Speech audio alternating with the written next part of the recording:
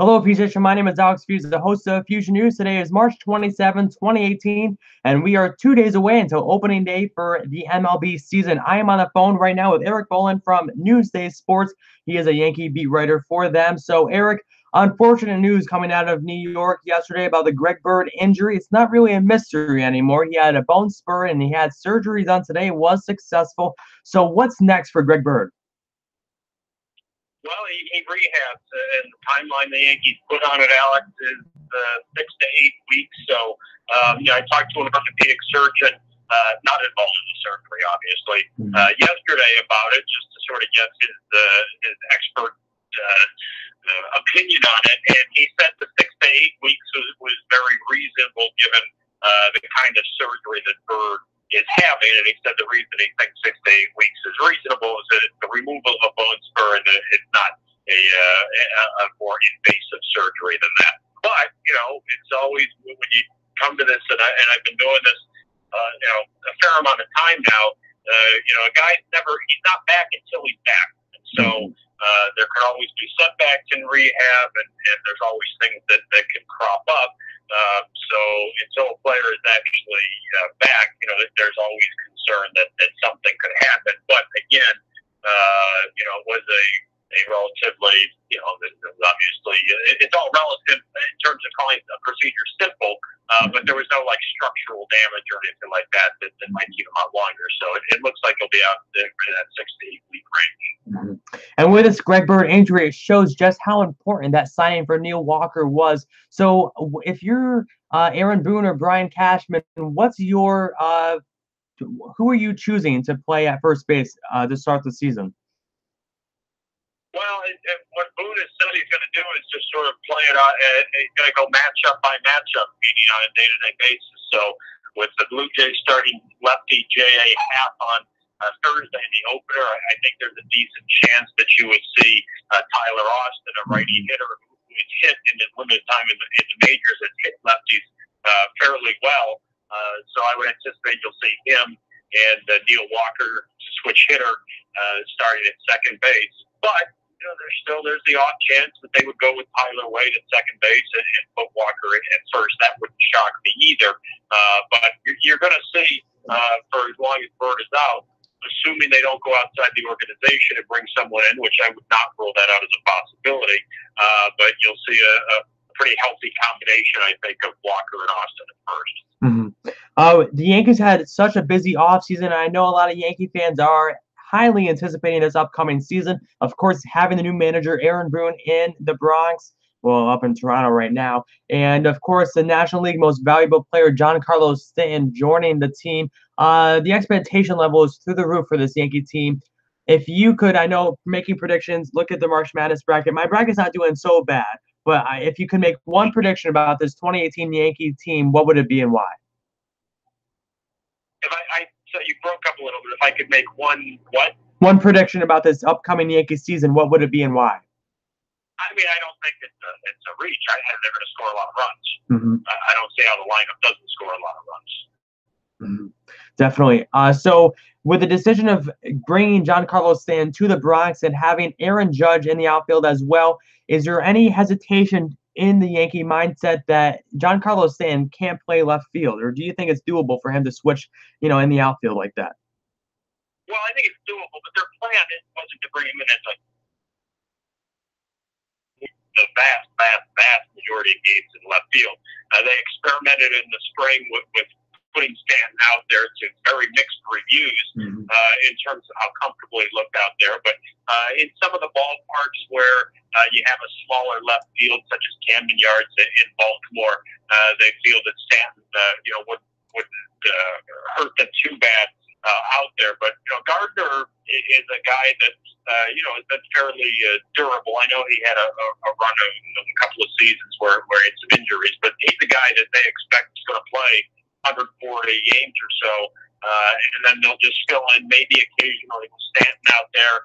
But I think they'd probably go with Tyler Wade. You can see a game or two in a pinch, even a Ronald Torreyes out there. But Gardner's going to play the vast majority of games in left field, and maybe Stanton on occasion. There's one outfielder that a lot of Yankee fans are talking about this offseason is Jacoby Ellsbury. He's actually going to start off the season on the DL, correct? Yes. So what's next for Jacoby Ellsbury once he gets back onto the field? Do you feel like the Yankees are still pursuing a possible trade, or do you think he's going to stay in the Bronx for this season and maybe look for other avenues during the offseason? Well, he has a full no trade clause, so any proposed deal that were to come up, he would have to give his okay. And look, it's no secret the Yankees have tried to trade him. He's got 3 years and some $60 million left on that contract, 7-year contract that he signed. And the bottom line is, I don't mean to be terribly cold about this, but he's not a player that's desired by other teams.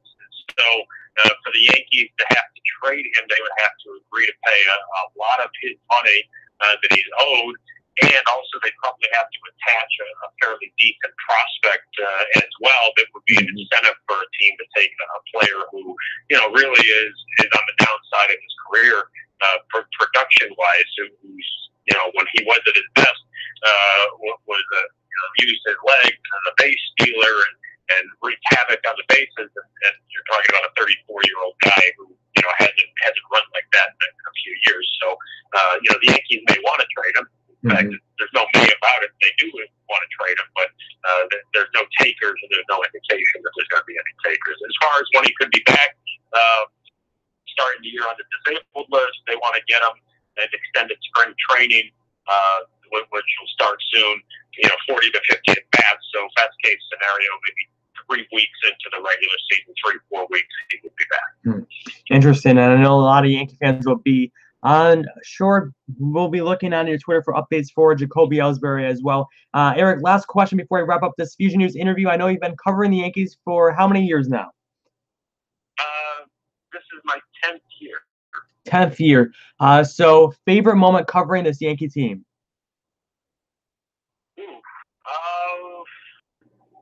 I'll tell you what. I thought one of the most exciting moments, and I always hate when I ask this question. I'm listening to interviews, and they don't really dig far back, but it kind of caught me off guard. So I'll go with something more recent from last October. I thought when Gary Sanchez in that comeback victory over the Astros in Game 4, remember they were down big, and it was a late inning rally against the Astros and their bullpen. When Sanchez sliced that double into the gap, and he pulled into second base, the stadium was shaking the way the old stadium was famous for shaking in big moments in October. And I thought that was the loudest the new stadium had ever been. And my first year covering the team was 2009, when, of course, they won their last World Series. And I didn't think the noise level in 2009 in that playoff run was anything close to what we heard in that fourth game against the Astros. And then the next night when they beat Dallas Keuchel as well, taking 3-2 lead. I just think the noise in the stadium, and I'm not a Yankee fan. I didn't grow up a Yankee fan. When you get these jobs, you don't get the jobs because you are a Yankee fan. So I don't get paid any more or less whether they win or lose, but you do enjoy being in a ballpark for a big moment, for an exciting moment, for a historic moment. I love that about my job, among other things. And I thought some of those October games last year were as exciting as anything that I've been lucky enough to do in my career. If you give me give me a few more minutes, I might be able to think of something from earlier on. But that noise still kind of reverberates in my head, so that's the first thing that comes to mind. Well, that's awesome. And I know a lot of Yankee fans are hoping that noise will be back and even louder later in October this upcoming season. Erik, I want to say thank you again for coming on my show today. And where can the Fuse Nation follow you on Twitter to follow along with the opening day updates? And like I just said at the beginning of the show, opening day in 2 days. It should be a lot of fun. I think for Yankee fans, I think they're going to enjoy it a lot. I think they'll see a lot of blowouts, but I don't think Yankee fans will be upset about that. Definitely. Thank you again, Erik, for coming on today. Thanks. You got it, Alex. Glad to come on with you. Of course. All right, Fuse Nation, just heard it from Erik Boland. This is Alex Feuz signing off from Fusion News. Thanks again for listening.